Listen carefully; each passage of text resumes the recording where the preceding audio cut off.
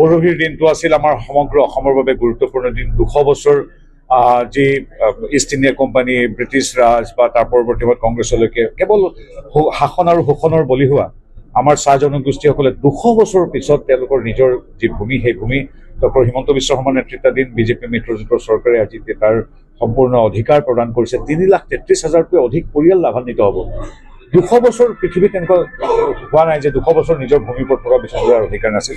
সেই ভাল খবৰটোৰ পিছত ওপৰা পৰিকৈ আৰু এটা অতি সুন্দৰ খবৰ যে 6 জনগোষ্ঠীৰ জনজাতি কাৰণৰ বাবে এই ৰাজ্য চৰকাৰখনে বিভিন্ন সময়ত প্ৰতিটো পক্ষৰ সৈতে আলোচনা কৰি আছিল, যদিও বিভিন্ন কাৰণত সেইটো ফলপ্ৰসূ হোৱা নাছিল। যদিও ডক্টৰ হিমন্ত বিশ্ব শৰ্মা নেতৃত্বাধীন ৰাজ্য চৰকাৰে এতিয়া তাৰ সমাধান সূত্ৰ উলিয়াই কালি সদনত তাৰ প্ৰতিবেদন দাখিল কৰিলে আৰু ই কেন্দ্ৰীয় চৰকাৰলৈ যাব। আমি সম্পূৰ্ণ ইতিবাচকভাৱে আশা কৰোঁ যে আমি নিশ্চিতভাৱে 6 জনগোষ্ঠীয়ে এই জনজাতিকৰণ পাম।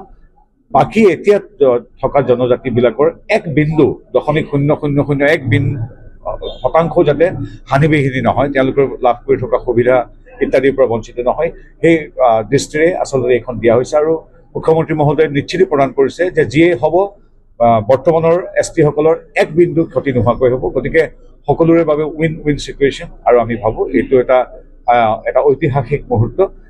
আৰু বিৰোধীক এটাই অনুৰোধ কৰিছোঁ, যিটো আপোনালোকে বিগত 60-70 বছৰ দিব নোৱাৰিলে, সেই বস্তুটো এতিয়া নতুনকৈ এটা ইতিবাচক চিন্তাৰে ভালকৈ এটা আগবঢ়াই নিয়া হৈছে। আপোনালোকে তাত এতিয়া বেলেগ প্ৰপেগেণ্ডা কৰি ভুল কথা প্ৰচাৰ নকৰিব।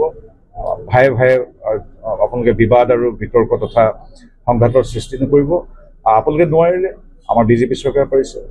ইষ্ট ইণ্ডিয়া কোম্পানী, ব্ৰিটিছ ৰাজৰ শোষণ শাসনৰ পৰা কংগ্ৰেছলৈকে নোৱাৰিলে, আজি আমাৰ বিজেপি চৰকাৰে মোদী ডাঙৰীয়াৰ সহযোগত ডক্টৰ হিমন্ত বিশ্ব শৰ্মাৰ নেতৃত্বাধীন ৰাজ্য চৰকাৰে 200 বছৰ ভিতৰত চাহ বাগিচা লোকক মাটিখিনি দিছে। সেইবিলাক আপোনালোকে নোৱাৰিলে স্বীকাৰ কৰি লওক, কিন্তু এতিয়া এই সুন্দৰ পৰিৱেশ আপোনালোকে কলুষিত নকৰিব। মই বিৰোধীক আজিৰ দিনটোত সেইটোৱে আহ্বান জনাইছোঁ। আপোনালোকে নিজৰ কাম কৰি যাওক, আমি কাম কৰি যাম। গতিকে আমি এনেধৰণে ৰাজ্যক সেৱা কৰি যাম। আপোনালোকে সমালোচনা কৰাৰ অধিকাৰ আছে, কৰি যাওক, কিন্তু পৰিৱেশ বিনষ্ট কৰিবলৈ কেতিয়াও চেষ্টা নকৰিব। আজিৰ দিনত এইটোৱে আহ্বান। এইটো এটা সমাধান সূত্ৰ সকলো পক্ষই ভাবি সকলো পক্ষৰ লগত কথা পাতি কৰা হৈছে। এতিয়া বেলেগ ঠাইটোতো H আৰু P নাই, ST হিলছ, ST প্লেচ ভাৰতৰ ক'তো নাই। অসম এখন সুকীয়া প্ৰদেশ, গতিকে অসমত তেনেকুৱা ধৰণৰ সমাধান সূত্ৰৰ কাৰণে কৰা হৈছে। একেবাৰে গেঠালা মাৰি থকাতকৈ এটা সমাধানৰ পথ লাগিব। একেবাৰে একো নোহোৱাতকৈ, যিটো কংগ্ৰেছে কোনোদিন চিন্তাই নকৰিলে, সেই গেঠালা মাৰি থকা বস্তুটোৰ শুদ্ধ সমাধানৰ বাবে এটাতো পথ লাগিব। গতিকে সকলোবিলাক আমি অপেক্ষাৰ ভাল হ'ল। কালিৰ দিনটো খুব শুভ দিন সমগ্ৰ অসমবাসীৰ বাবে, ST সকলৰ বাবেও, ST যিসকলে পাবলগীয়া আছে তেওঁলোকৰ বাবেও, কাৰণ কাৰো হানি বিঘিনি নোহোৱাকৈ এই কাম ডক্টৰ হিমন্ত বিশ্ব শৰ্মাই কৰিছে।